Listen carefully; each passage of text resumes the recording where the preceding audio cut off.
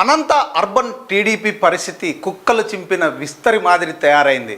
కుక్కలన్నీ ఏడన్నా మంచి పరమాన్నమో లేకపోతే భోజనమో దొరికితే అది ఏదో కుక్కనో లేకపోతే 4 కుక్కలు తింటాయి. అట్లా తినవు అవి. కుక్కలు వచ్చి అంటుంటా. రెడ్డేరు దున్నపోతాను చూసింటాం, అది తినదు ఇంకోటి తినేది అన్నట్టుగా అనంతపురం అర్బన్ టీడీపీ పరిస్థితులు సేమ్ కుక్కల్లో చింపిన విస్తరి మాదిరి తయారైంది. అందులో Anantapuram urban MLA sitting MLA Anantha Venkatarami Reddy గెలుపు సునాయాసంగా అయిపోయింది. 2019 ఎలక్షన్స్ కంటే కూడా ఇప్పుడు 24లో ఇంకా ఎక్కువ మెజారిటీ వస్తుంది అనుకుంటున్నారు. ఇంకోటి ఏంటంటే ఎంప్లాయర్స్ చాలామంది ప్రభుత్వానికి వ్యతిరేకంగా ఉన్నారనుకుంటున్నారు. కానీ అనంతపురం అర్బన్లో నివసిస్తున్న వ్యాపారస్తులు కావచ్చు, బిజినెస్ పీపుల్స్, తర్వాత ఎంప్లాయర్స్ వీళ్ళందరూ కూడా నగరం ప్రశాంతంగా ఉంది, ఇంతకంటే ఏం కావాలో. మా అంటే పెరిగితే డిఎనో ఈఎల్స్ ఇంకోటి అది వస్తే 1000-2000 పెరుగుతాయి.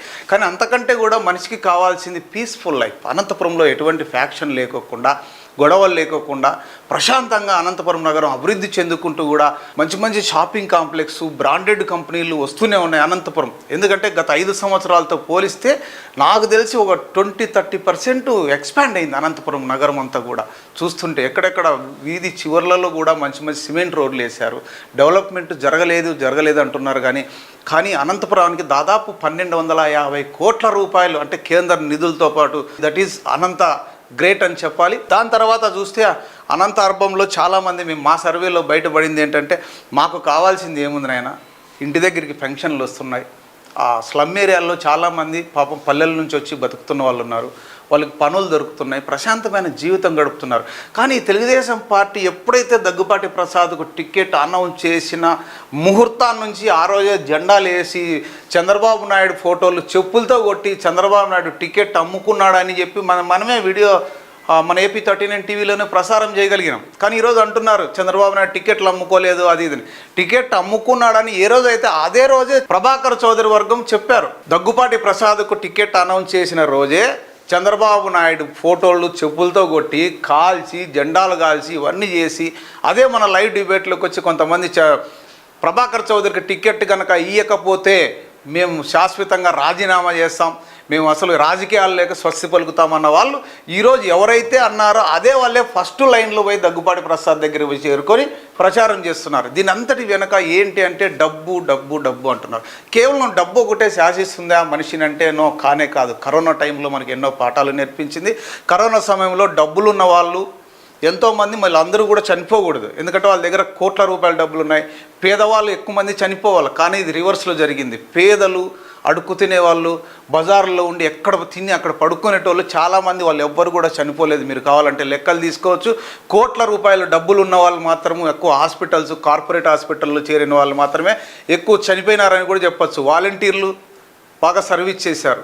ఇదే అనంత వెంకటరామరెడ్డి ఆ కరోనా టైంలో ఎంత కష్టపడ్డాడనేది కల్లారా ప్రజలందరూ చూశారు. ప్రాణాలను లెక్క చేయకుండా కరోనా వార్డులోకి వెళ్ళి కరోనా పేషెంట్లను దగ్గరుండి పరామర్శించి నేనున్నాను మీకు అని ధైర్యం చెప్పాడే, అక్కడే ఆయనకు చాలా మార్కులు పడ్డాయి. ఆ తర్వాత అనంతపురంలో ఎప్పుడు కూడా కనీ విని ఎరుగని రీతిలో వరదలు వచ్చాయి. వరదలు ముంచెత్తి ఏకంగా ఒక సముద్రం ఒడ్డున ఉన్నామా అన్నంత పరిస్థితి అయింది. మేము కూడా మీడియాలో పీకల్లో ఇక్కడ దాకా నీళ్ళలో పోయి కూడా షూట్ చేసుకొని వచ్చిన పరిస్థితి ఉంది.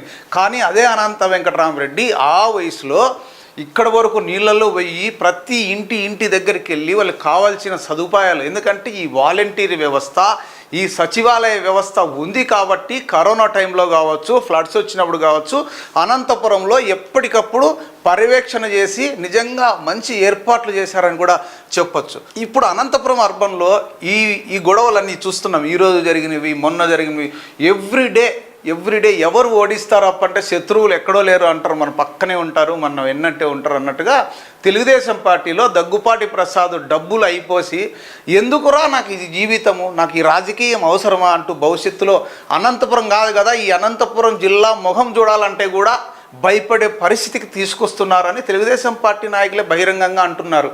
ఏదేమైనా దగ్గుపాటి ప్రసాద్ను అత్యధిక మెజార్టీతో ఓడించి బాగా డబ్బులన్నీ ఖర్చు పెట్టించి భవిష్యత్తులో అనంతపురం జిల్లాలో కాదు కదా ఎక్కడ కూడా రాజకీయాల్లోకి వద్దురా బాబు పరిస్థితి అనేంతగా తీసుకొస్తున్నారు. ఇంకోటి ఏంటంటే ఈయన మేనేజ్మెంట్లో చాలా ఫెయిల్యూర్ అయినాడని చెప్పొచ్చు. దగ్గరున్న వాళ్ళు మరి గైడెన్స్ ఎలా ఇస్తున్నారో ఏమో తెలియదు, కానీ అక్కడ ఉన్న వాళ్ళందరూ కేవలం డబ్బు కోసమే చూస్తున్నారు తప్ప ఆయన గెలుపుకు కృషి చేసే వాళ్ళు ఎవరూ లేరనే చెప్పాలి.